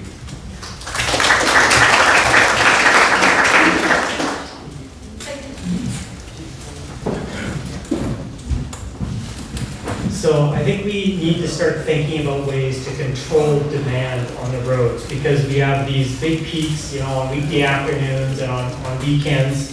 People like driving their cars. What do you do? How do you get people out of their cars? I mean, you can have tons of transit, but as long as people just think, oh, well, the car's right there, it's full of gas, I'm just gonna hop in and drive it, then you still have this problem. So what I propose we start thinking about as a community is some system of road pricing or tolling that's going to, I know it's a hard thing to bear because, you know, it's an extra cost, but the problem is how do you incentivize people to make different decisions about their transportation? Money will do it. When there's that cost, and it could be a variable toll that, you know, is only during those peak hours, and it can be modest tolls, right? But at those choke points, you know, like we're taxed enough. Spend our money better. Yeah. We're taxed enough. I pay $9,000 a year. It wouldn't have to be a tax. We're taxed enough. It wouldn't have to be a tax. I 100% agree with you. People in this room are taxed enough. And I'm not saying it would be a tax. You done? I support that.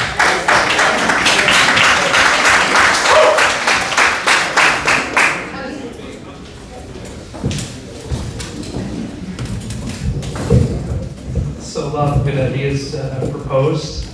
Definitely no transport engineers, so I mean they sound good to me. Admittedly though, when I read the plans for the interchange, because I did actually read through all those reports and looked at the government documents that sounded good to me then too.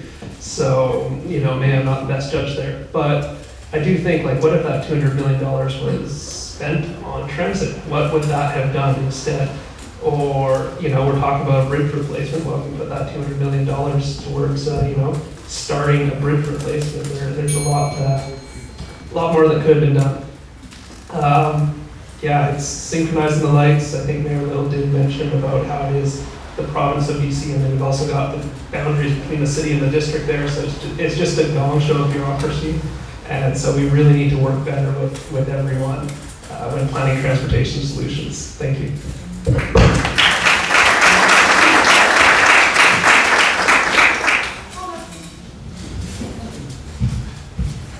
A couple of years ago, we had early morning and in the afternoon, late afternoon traffic in the Highway 1. And after this road has been widened, we see multiple times in a day traffic. This kind of road reached to the second now, this kind of wide. So I think the second, I believe the second narrow must be widened, or we need a new bridge because it should be soon in the future. We cannot walk, not instead of driving, if not happen to this. Thank you.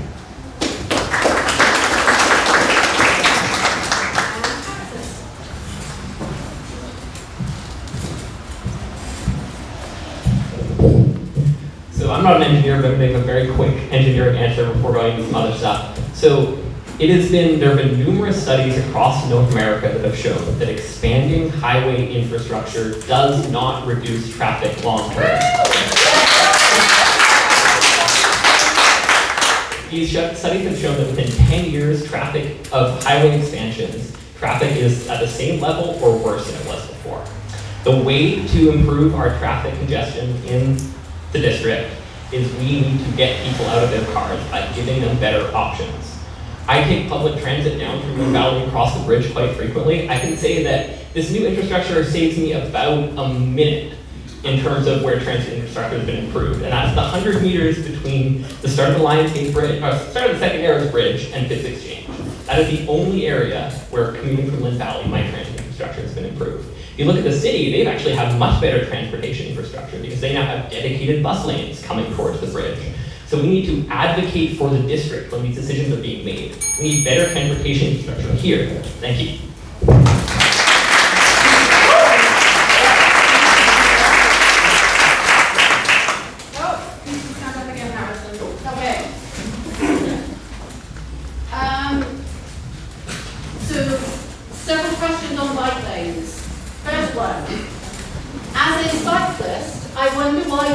lanes can't just be lines on the road instead of million-dollar projects?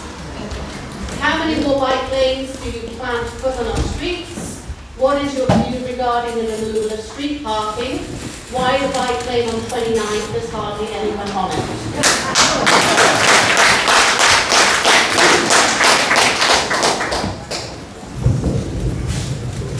Well, to answer the first part of that question about why bike lanes can't just be lines on the street, it's a safety issue. We want these bike lanes need to be safe for everyone, not just experienced cyclists. I want to feel safe biking on it with people who are new to biking. They need to feel safe using that infrastructure. That is not possible when there's just a line on the road. They need to be separated from cars. On the 29th bike lane issue, yeah, I don't know. I was not involved in a lot of decisions around that. I'm not sure why that was prioritized. That's not a route that I would ever want to take on my bike. But we do need more biking infrastructure in the district, and an important thing is ensuring that that infrastructure is connected. There are not gaps in that infrastructure so that you can really use it to commute to where you need to go. Thank you.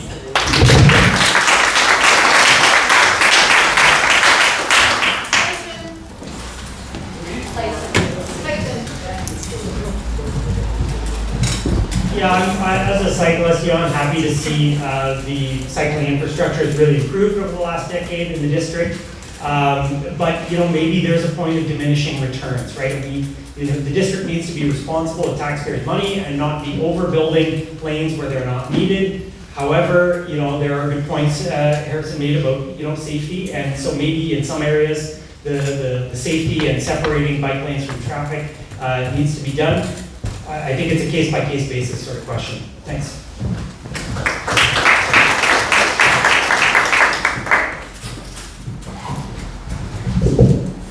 Yes, thank you. I bike, I drive, I walk, I even roller skate, believe it or not, pretty badly. But whenever I bike and I'm just divided between a large F-150 and myself and there's only paint, I feel very nervous. And I feel very nervous when our children go out and their friends, and typically they don't as a result. Paint does not protect. We must separate cars from bikes, both for drivers and for bikes. Bikes, because it can result in a fatal injury, but I actually get kind of nervous when I'm squeezing between parked cars, somebody biking, and myself in a car. I've been doored myself. It is not pleasant. So we have to have that divided infrastructure for everybody. And in terms of 29th, again, I wasn't around when that came around. Last time I visited somebody in this room, I went halfway up 29th and then deeped into the suburban areas because of the way that the structure works. So perhaps there's a way to revisit that and examine ways to make projects like that more smooth for everyone. Thank you.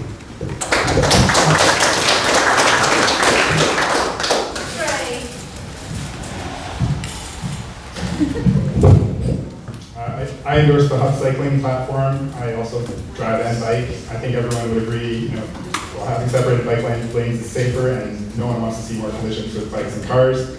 I just think that in the district, we need to be committing to our bike infrastructure like we're committing to the transit infrastructure with goals to get people out of cars. And I think we should have a strong network like the city of North Vancouver has in terms of being able to bike all around the district easily and safely. Thank you.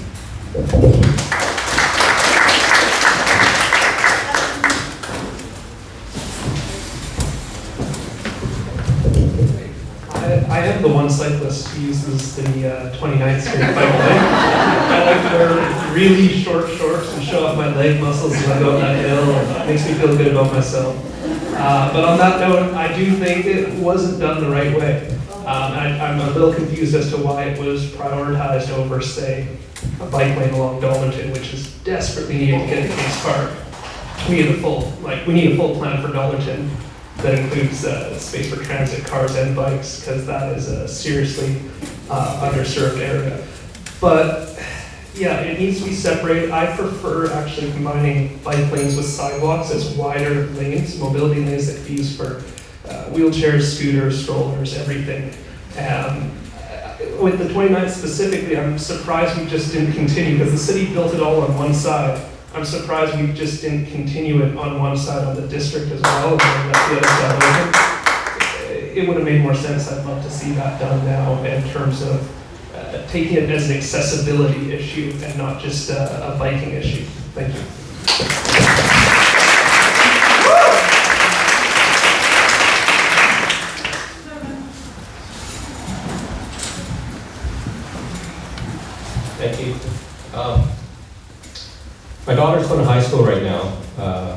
in Pemberton Heights, and she goes to Carson Graham. She wants to ride, but unfortunately, we just don't feel it's safe for her to ride. What we need is to make sure our bike lanes are connected. In terms of infrastructure, it needs to be site-specific. We don't need, concrete barriers everywhere in the city or the district. This doesn't make sense to me. But the overriding issue is safety for all riders of all capabilities. Thank you.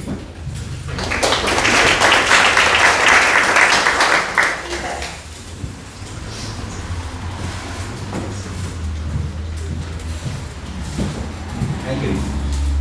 When it comes to bike lanes, certainly I believe and accept that there needs to be a connected network of bike lanes that go from end to end of the district. However, our bike lanes, I don't see that it makes any sense to try to force bikes and heavy traffic, because whenever you hear of a cyclist dying, it's usually a heavy truck or a bus or something like that. I don't think biking is compatible with transit in the same space. And our roads aren't wide enough to fit both. So I support having bike lanes as much as possible in parallel routes that are low volume. As far as 29th goes, I commit to you here now, I would entertain, if elected, bringing this issue back, having another look, and really listening to the residents, because the impact on the residents on 29th has been devastating for almost zero benefit. There's a lady who hasn't left her house in 3 years because Handy Dart can no longer stop. It's a travesty what happened on 29th.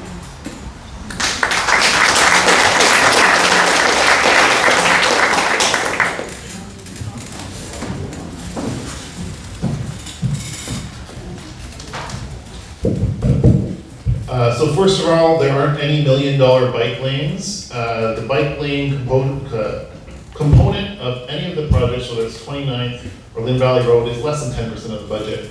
$500,000 goes into the traffic signals. So it's not $1 million bike lanes. I've been the strongest proponent on council for protected, safe, connected bike networks between all of our town centers, connecting us to the city, to the bridges, and between all of our places in the district. So yes, I support safe places for people of all ages to choose to ride their bike when they want to. In terms of 29th, I've had conversations with you, Peter, and the one-way concept doesn't work. I would invite you to come down the Mountain Highway in Keith Road, where there's a one-way protected path, and see how many times I almost get hit every day, and my kids almost get hit every day. So the challenge is the district is trying to do a lot of bike infrastructure quickly, and to really change the feeling of those infrastructure, we need to do complete road designs, which we don't have enough money for right now.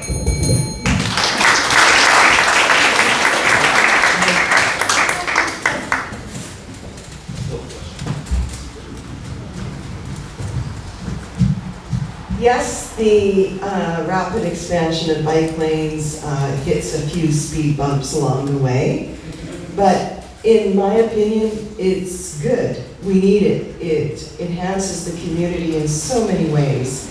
And when I think of going to Whistler, it's one of my great joys is going on their cycling path that connects me to everywhere. And I also think back to when Vancouver City, like 10 or 15, maybe 20 years ago, started putting in bike lanes, and there was this hue and cry, and some places they got it wrong. And 29th is probably one of them too. But overall, it's really enhanced the city. The bike lanes over time have been used increasingly, and it's made for a better community.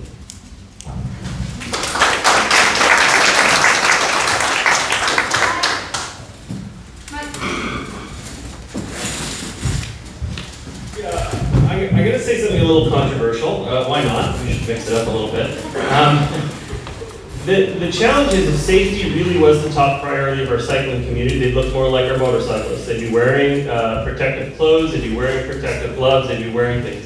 Our cyclist community is unwilling to go one block out of their way to get a safer route. And that is one of our biggest challenges, is because they all want to be on the main road, which makes it very expensive to give dedicated and separated and protected space. On 29th, we could have used the space up on Shakespeare a little bit more, get people off of the main road. The biggest challenge we have down on Main Street, where it's combined with truck traffic, it has to be off-street on that space. And the question's been raised a number of times about Dollarton. The challenge with that is the Tsleil-Waututh Nation control the land through the bulk of the Dollarton, and they have rejected the Spirit Trail through that space. And so we don't have the autonomy to make the decision in that area.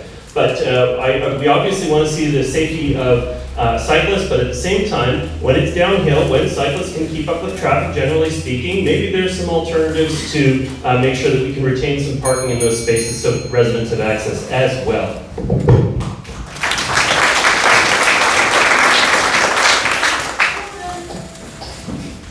So if I want to challenge the mayor, do I have to use this, or can I just do it in my time? Okay. It's interesting because the mayor has changed his position on this. He was very supportive of 29th initially. He believed that active transportation did make sense on an arterial road like that is a direct route. I believe that there are some significant challenges there for the residents, and Peter, we have talked. When it comes to accessibility to individual residents, I have been supportive of staff working to try and come up with solutions. But I think overall it is the best design as far as the bike lane goes. A painted line on the road is definitely not a bike lane. Try riding a bike with a small child on the back and see how safe that feels. It doesn't feel very safe at all. So I'm glad to see that we are continuing to make these sort of investments in active transportation because we have to connect all of these routes. We have to work collaboratively with the city so that when you get to the city boundary, you don't all of a sudden in the district not have a safe route.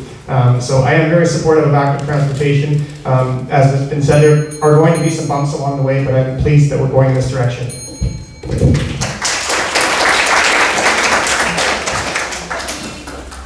So these wild cards are only to be used when a question is for a specific candidate. Well, we have had one. I was on the OCP implementation committee, monitoring committee, and one of the things that it says in the OCP is these cyclist routes need to be safe for all users of all ages and all abilities. I would never take a child on 29th. I have been working with the residents of 29th Street almost since the passing of this bylaw or this route to change it, to have some consideration. There is no access for people, deliveries won't stop there, and all we've done is push by taking away all the parking as well on 29th. We pushed the traffic problem and the parking problem into the surrounding neighborhoods. So we didn't solve anything, we created more chaos. And I have been working with the residents to try and get a compromise and have cycling lanes on one side. I also believe, though, that we need safe cycling lanes that connect our town centers, if possible, and they should be on another route, not on the main routes. We can't expand our main routes. We just don't have the space the way our... Oh, sorry, I thought it was late with my 30 seconds.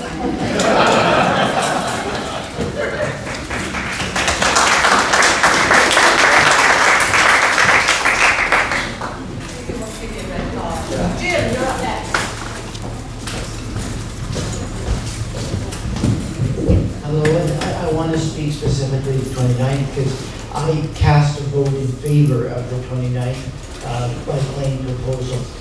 Before I cast that vote, I walked up and down, I spoke to all of the residents. It was a very difficult decision. In my 8 years on council, I've faced many difficult decisions, as have my fellow councilors.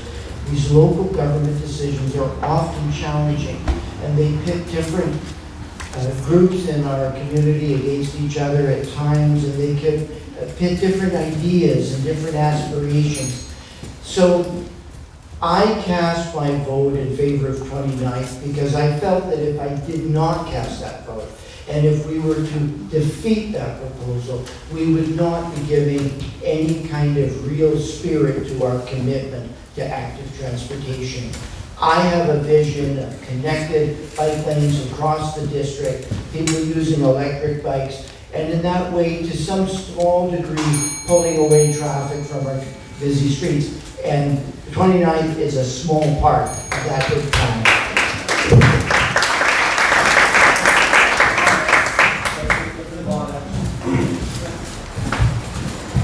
Using bikes and especially e-bikes make a significant contribution to reducing the traffic. We need to encourage people to use bikes and e-bikes, but we need more safe routes for these people and our community. Thank you.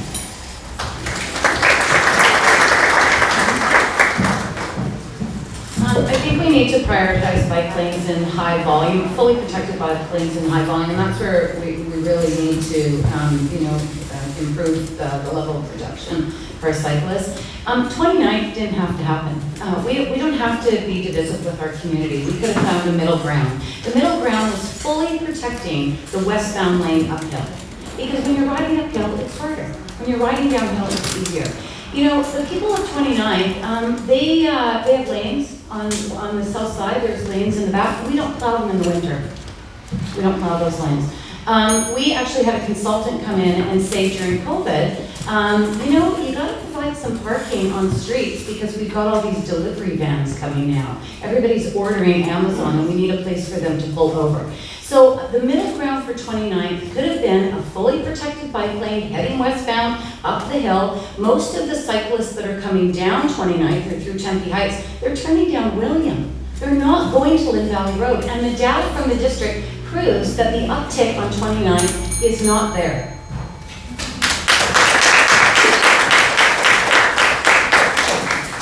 So it is just after 9, so I think we should move towards the wrap up, so everyone gets a chance to sum up and to let them know. I know that at this time, in 4 years, in this place, Mike's going to bring that blue card out again.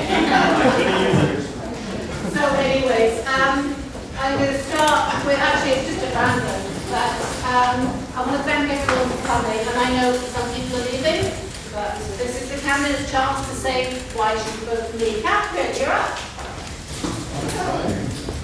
90 seconds for their summer. I'm going to be right on that bell.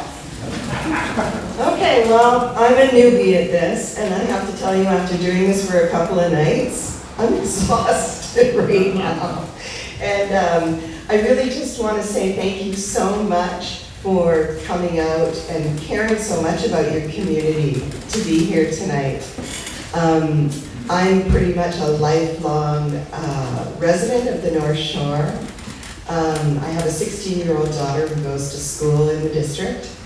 And I just really worry about her future and the future of our seniors in particular as well, and our businesses that are finding themselves short-staffed. And it all relates to affordable housing. And I feel very strongly that we just have to get moving on it carefully. We have to ensure that the community is involved in any kind of building and development and engaged in the process to make sure it's the kind of housing that people need. Anyway, my name is Catherine Pope. Thank you very much.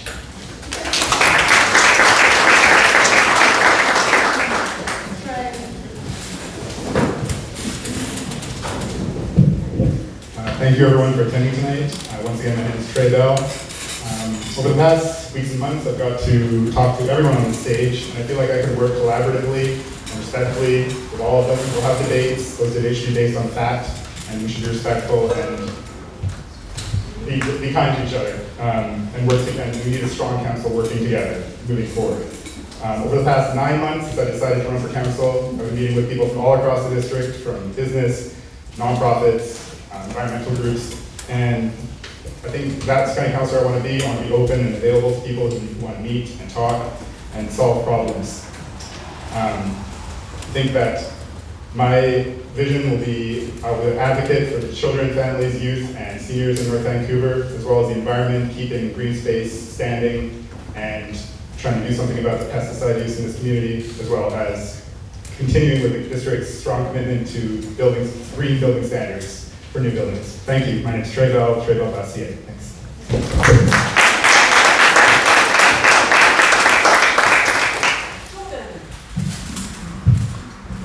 thank you very much, everyone, for coming out tonight. Thank you, Jillian and the Community Association for creating these opportunities every 4 years for us to come in front of you and for you to be able to ask questions and play an active role in our democracy. I've so enjoyed being able to serve my community, this community that I love so much, as a councillor these past 4 years. Like any first-term councillor, there was a very steep learning curve, and then we had something called a pandemic that hit and changed the way we do a lot of things. I'm someone who loves to connect with people, to listen, learn, and understand different points of view, even if they may be very different from my own. I think it's listening to each other and finding common ground that builds a better community. So thank you very much for coming tonight, and October the 15th, please vote back for the future. Thank you.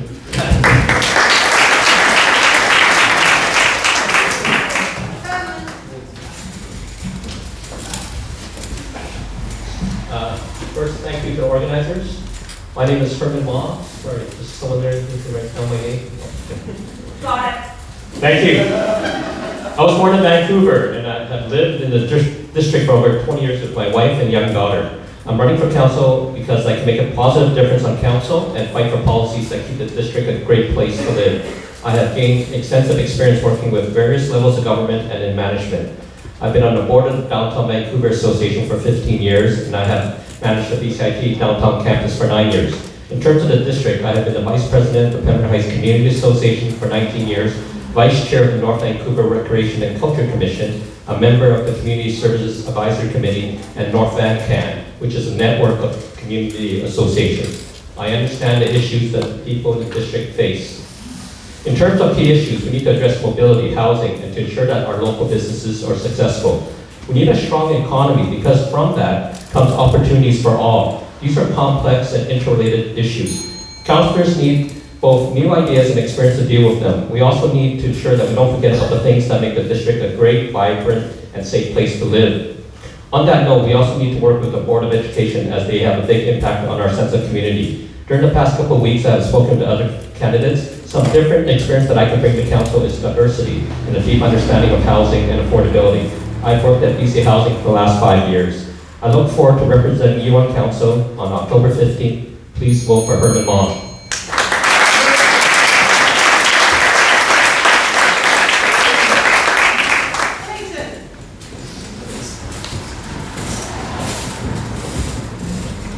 So it's been nice to be hosted by a community association that's been around for more than 100 years. That's very impressive. And I think it's interesting, the system of community associations that we have in North Vancouver.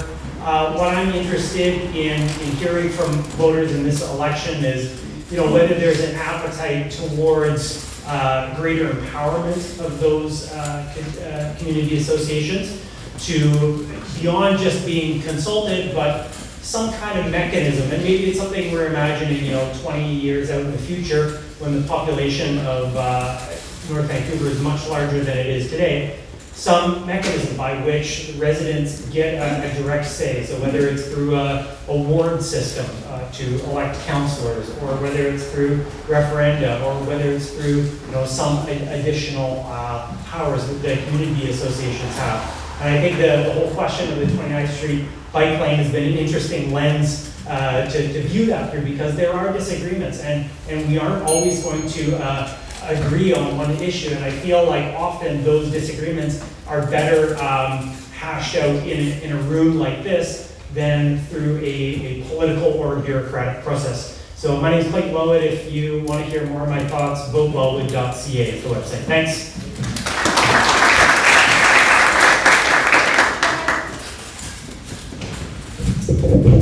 Well, first of all, I want to thank all of you for coming out tonight, because you could be curled up on the couch reading a book or looking at a Netflix series, and so thank you.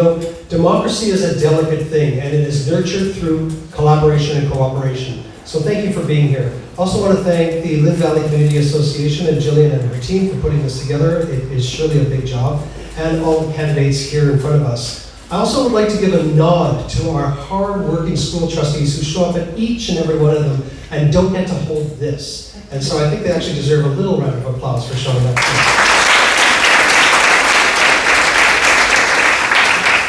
One of the commitments I made, if I were to be elected as a councillor, is to have weekly coffee meetings. I'll be at Delaney's tomorrow at 11 o'clock. I'd like to, just as a practice run. But I think connection with the community is critical and vital, and to continue this process all the way through a 4-year term. Thank you so much. My name is Greg Robbins. My number is on the postcard at the back if you wish to give me a call, or tomorrow morning. Thanks.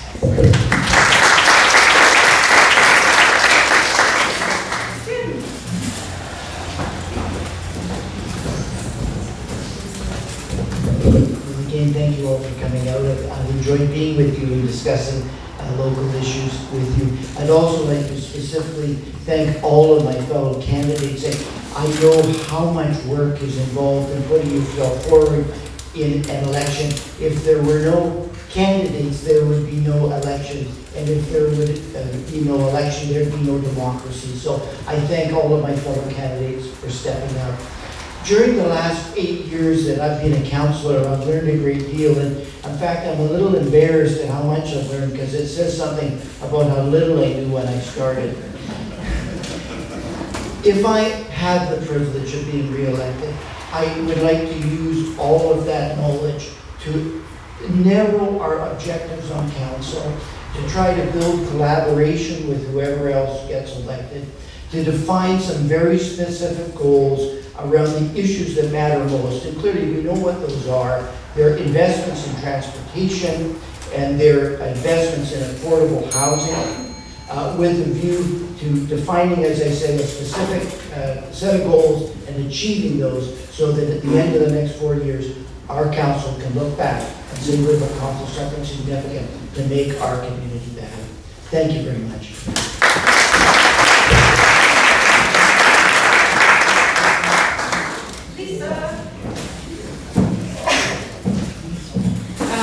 Thank you very much for coming, everybody. I thank the Lynn Valley Community Association. The turnout's have been really good to the all candidates. We need to come together as a community, and we work for all people, regardless of whether you vote for us or not. If we're put onto council, we look after everybody. But we also have to understand that we can't be everything to everyone, and that we need to manage the house responsibly.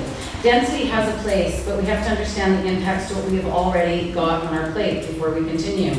My father taught me to give back, and my mother's taught me to stand up, speak up, and be heard. I ask you to return a balanced council that listens to the community. We've always listened to each other. It has been divisive over the years, and I much prefer the conciliatory approach to decision making. I want us to be respectful and understand that the district is much more than constant redevelopment. We need to look after what we already have, protecting our environment, livability, and a future for our kids. My daughter's in the audience tonight, and she's 20 years old, and I have to make decisions for her and everybody else that lives in this community, and they're difficult ones. Thank you for coming. I respectfully ask for your continued support on October 15th. Thank you.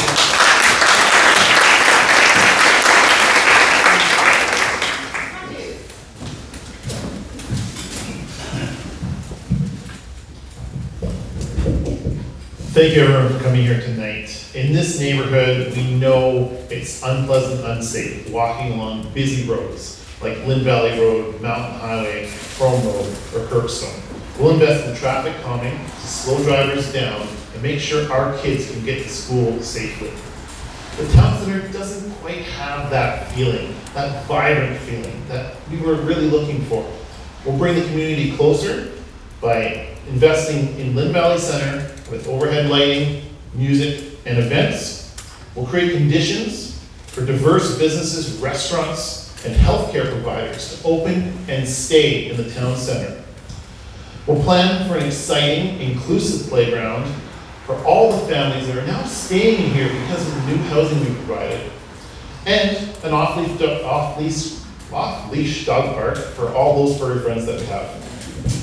My vision and priorities are listed on my website, matthewbond.com, and I invite you to compare those to my competitor's website and make an informed decision on October 15th. If we choose to stay on the current path, we will get the same results. But together, we can rise to the challenge of our time and leave a positive legacy for future generations of North Vancouver residents who will call this place home. It's our responsibility, it's my top priority. You'll find my name at the top of the ballot. So on October 15th, vote Bond, Matthew Bond.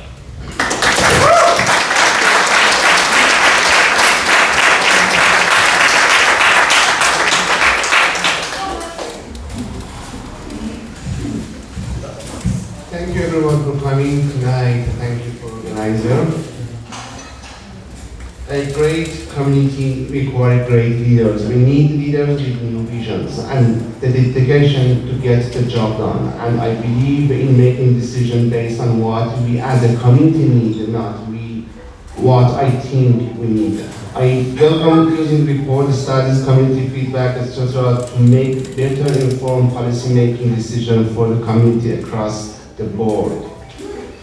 I have gained so much satisfaction in applying my vast education job to help people visiting and settling in Canada, and I thought I would broaden my scope and make my various degree in law, business and engineering, as well as my education in immigration and public law available to the community while providing a hub for networking ideas, local business and resources, and access local laws and standards. I believe a community councillor's office should provide information on community events, recreational facilities, recycling, sustainability, and city maintenance services. Thank you so much. Thomas Sophie, October 15.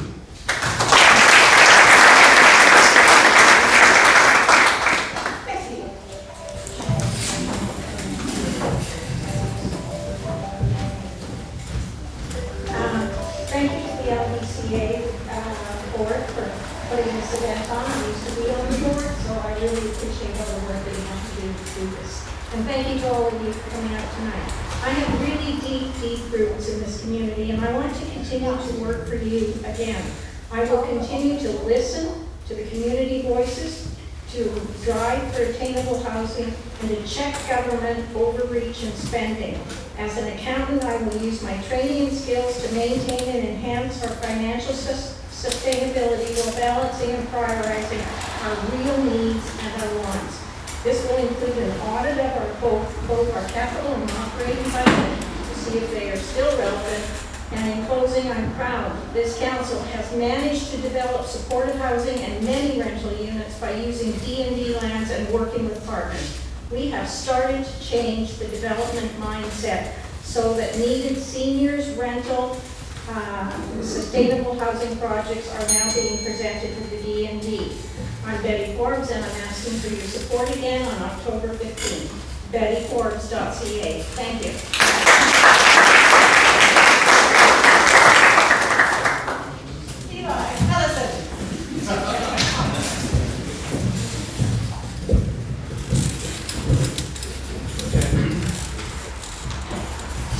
So I started off this meeting by saying I recognized half the people in this room, and the other half probably met my mom. The crowd has dispersed a little bit, and it feels like the half that is still here are mainly people I haven't met yet.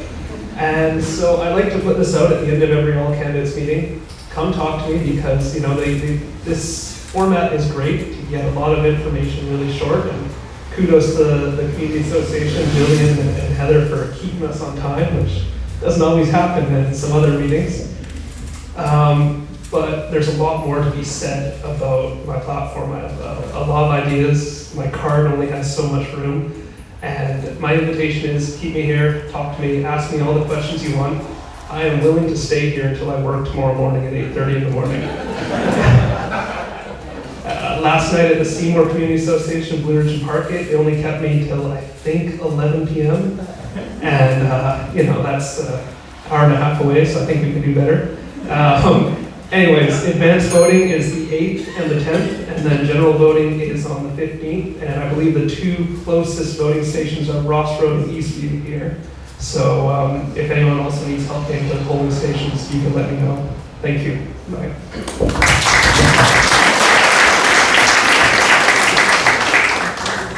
Wild card, Mike.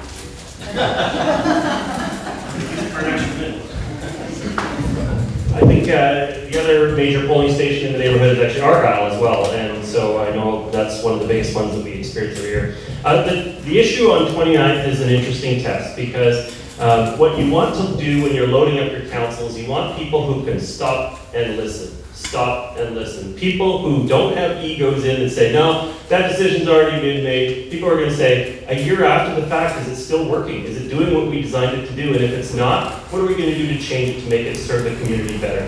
And so I asked to look for people up here that sound like they're willing to make changes and try different things.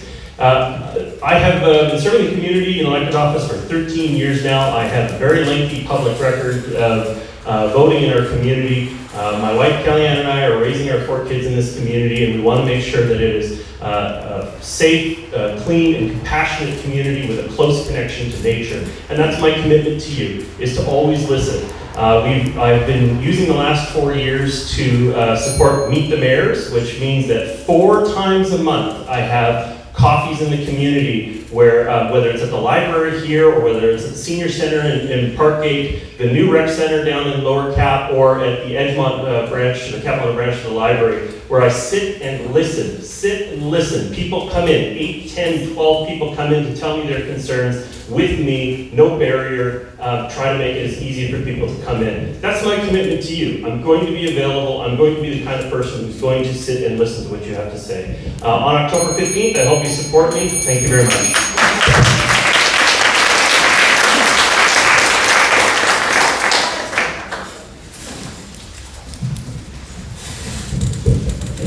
I wanted to start by responding to a few of the candidates up here, including a number of sitting councilors who said that they didn't support increasing housing in this community.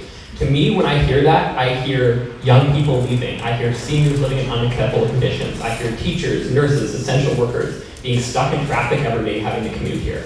I believe we can do better than that.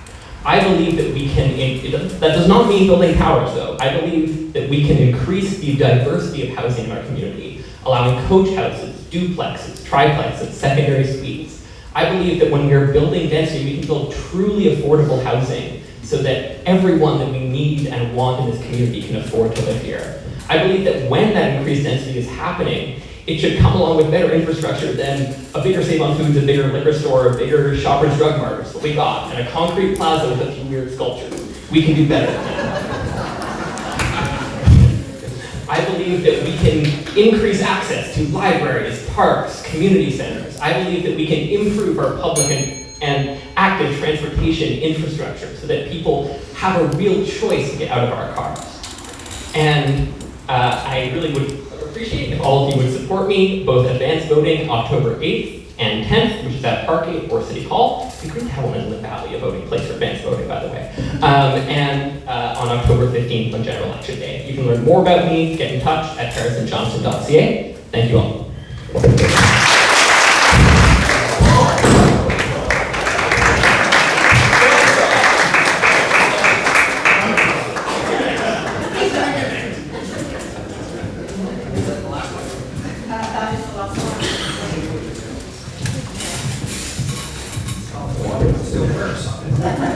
Testing, yes, it still works. Well, you heard me say at the outset tonight that I've been practicing for this job for 5 years by going to all the council meetings. I think that this vote coming up, the advanced poll dates on the 8th and 10th, and then the general voting day on the 15th, it's about who's really got your back, who's really watching out for you.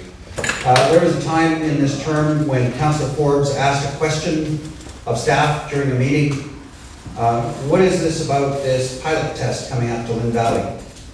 And I picked up on that, and what the answer was is that the plan was to just come out one day, show up, and turn Lynn Valley Road from Peters up to Dempsey into a one-way street so they could build more bike lanes. And the plan was put in a pilot and study how all of you lab rats escaped the maze. I put it out into Facebook, you guys pushed back, staff backed off. I think that's why you want me watching. I'm last to speak of the light, tonight, and I'm also at the bottom of the list on the ballot. I believe in grassroots democracy, so if you do too, start with the grassroots, start voting from the grassroots and work your way up, please. Peter T. Van.